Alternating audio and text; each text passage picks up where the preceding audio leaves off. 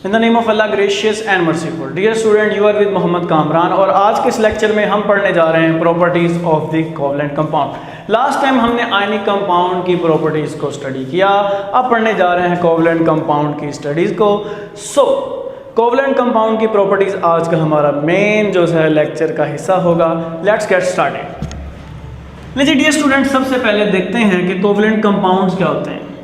तो covalent compounds वो होते हैं जिनके अंदर कोवलेंट बॉन्ड होता है, जिनके अंदर कोवलेंट बॉन्ड होता है।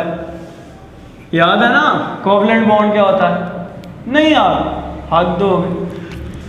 कोवलेंट बॉन्ड वो होता है जो म्यूचुअल शेयरिंग ऑफ इलेक्ट्रॉन से बनता है। इस पर हमारा लेक्चर मौजूद है, तो मैं कोशिश करूंगा कि इसका लिंक आपको आई बटन में दे दूं। तो म्यूचुअल शेयरिंग ऑफ इलेक्ट्रॉन से बनने वाला बॉन्ड क्या है? Covalent bond. हमने कहा जैसे इधर देखें, एक हाइड्रोजन, इसके पास एक इलेक्ट्रॉन, दूसरा हाइड्रोजन, इसके पास भी एक इलेक्ट्रॉन, तो ये आपस में क्या कर लेंगे? शेयर। ऐसे बॉन्ड को क्या कहते हैं? Covalent bond. और इसी तरह ऊपर वाला बॉन्ड तो एक जैसे एटम में थे ना, होमो एटम, ये डिफरेंट एटम में भी हो सकता है, तो उसको हम क्या कहते हैं?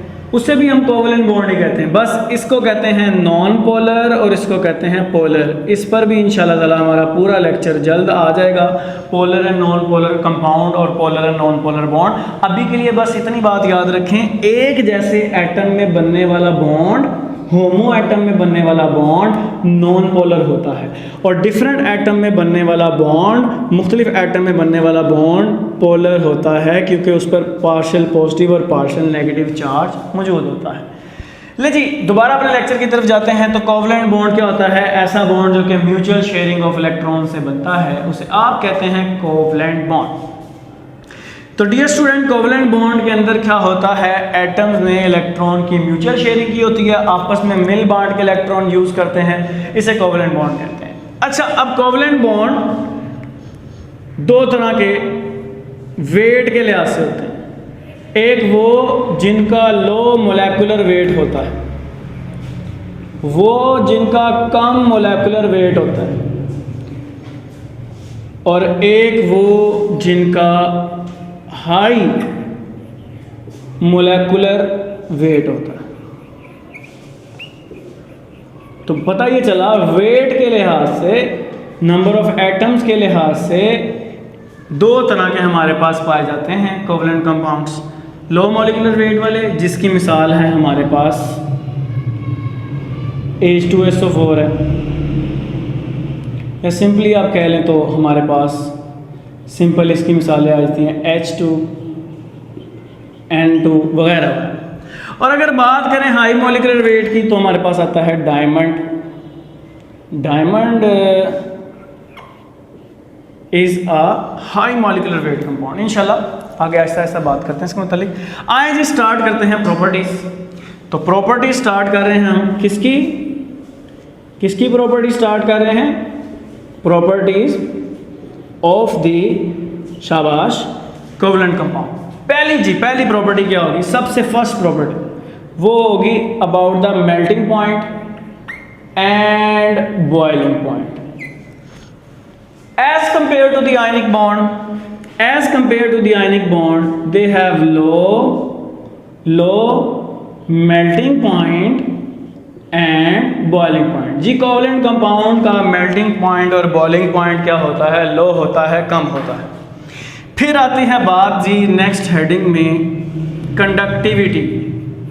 कंडक्टिविटी मतलब ये कि ये अपने अंदर से करंट को गुजारते भी हैं कि कोई नहीं। So ji, they are the bad conductor of heat and electricity. ये बैड कंडक्टर होते हैं, इनके अंदर से करंट पास नहीं करता। हाँ, वो अलग बात है कि अगर ये पोलर हो तो ये वाटर के अंदर चले जाते हैं, आयन बनाते हैं, कंडक्टेंस शो करते हैं। इंशाल्लाह भी लेक्चर के एंड पे डिस्कस करते हैं। So they are the bad conductor of heat and electricity. Then बात आती है सोलुबिलिटी की। Solubility, so talking about the solubility. So ji, दुनिया का कानून है लाइक डिजॉल्व लाइक। एक जैसी चीजें अपने अंदर एक जैसी चीजों को हल करती हैं। So if they are non polar, अगर ये नॉन पोलर हैं तो ये नॉन पोलर में हल होंगे। असल में कोवलेंट कंपाउंड जितने भी होते हैं ऑलमोस्ट जितने भी होते हैं, they are not soluble in water, but they are soluble in organic media such as benzene, petroleum.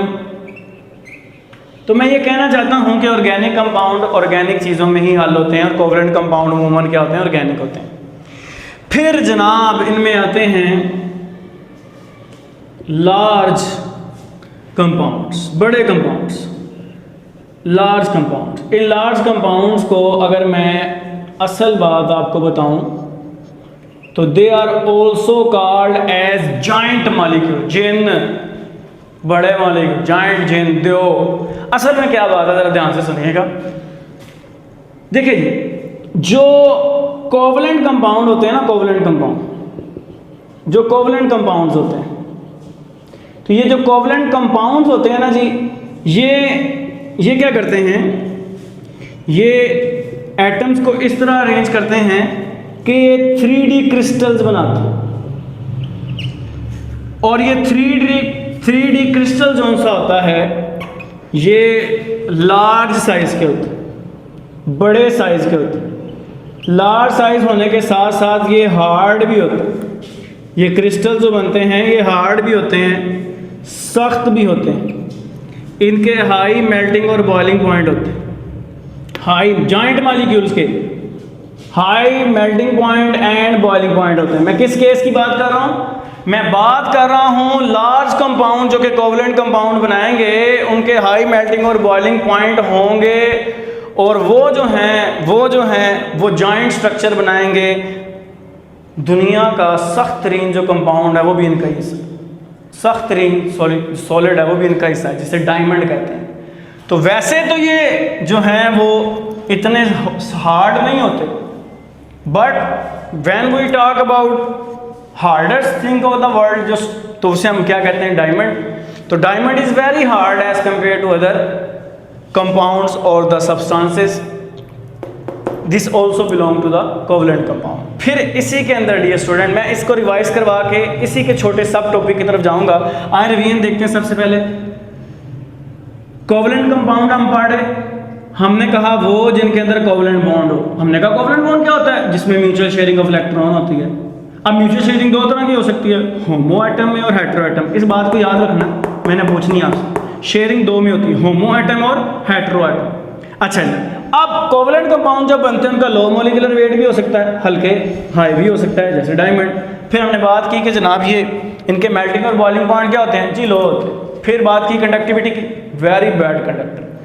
Solubility की बात करें, not soluble in water usually and soluble in benzene and petroleum, यानी कि ऑर्गेनिक मीडिया।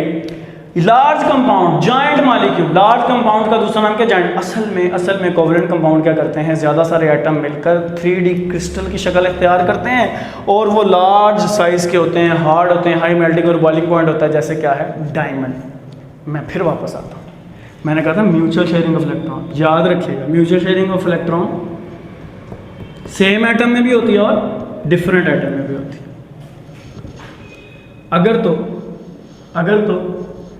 अगर तो ये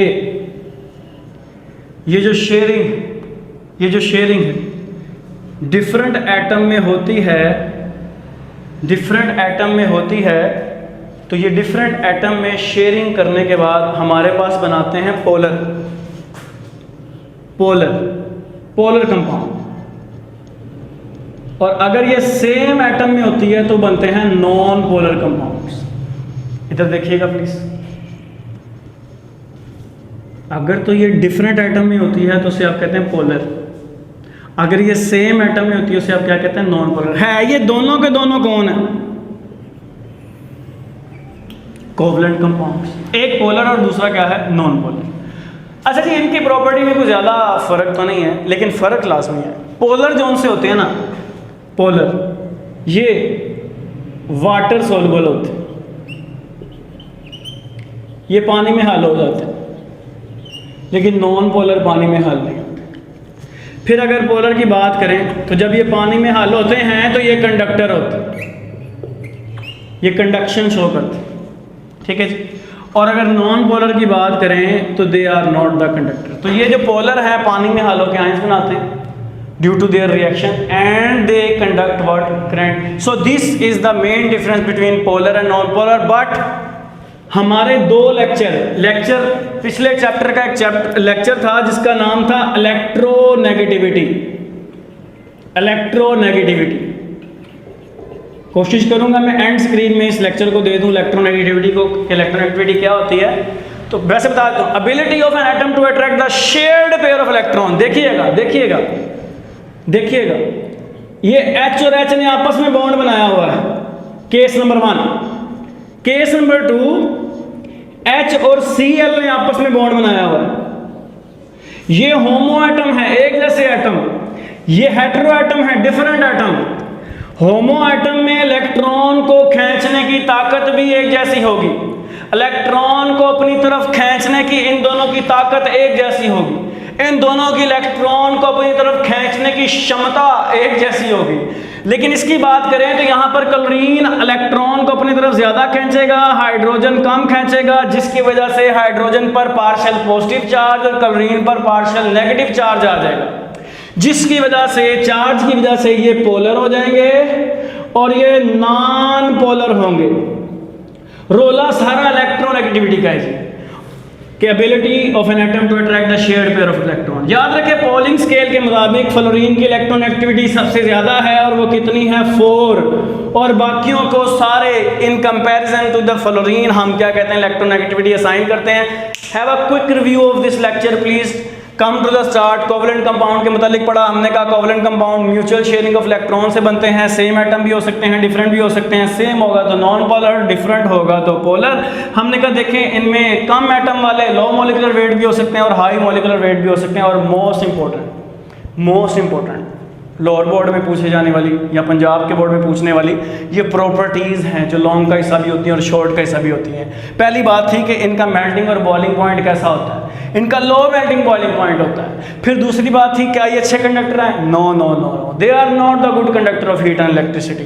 फिर solubility की बात की तो not soluble in the water, aqueous media में ज़्यादातर हल नहीं होते, but soluble in the benzene and petroleum यानी ऑर्गेनिक मीडिया में हल होते हैं। फिर हमने बड़ी इंपॉर्टेंट बात की कि डायमंड एक लार्ज जॉइंट मॉलिक्यूल है, ये भी कोवलेंट बॉन्ड से बनता है और ये भी कोवलेंट कंपाउंड का हिस्सा है। ये हार्ड होता है, क्रिस्टल होता है, high melting and boiling point होता है। फिर हमने बात की जनाब पोलर और नॉन पोलर कोवलेंट कंपाउंड की। हमने कहा पोलर और नॉन पोलर में खासा डिफरेंस क्या, पोलर पानी में हल हो जाते हैं, अच्छे कंडक्टर होते हैं, नॉन पोलर हल भी नहीं होते, अच्छे कंडक्टर भी नहीं होते। और इनमें पोलैरिटी आती कैसी है, due to difference of electronegativity, क्योंकि डिफरेंट एटम इलेक्ट्रॉन को इक्वली खींचते नहीं हैं। जब वो इक्वली नहीं खींचते तो उन पर चार्ज आ जाता है, वो पोलर हो जाते हैं और दूसरे नॉन पोलर रहते हैं। और पॉलिंग स्केल की बात करने पर इस लेक्चर को हमने ख़त्म किया।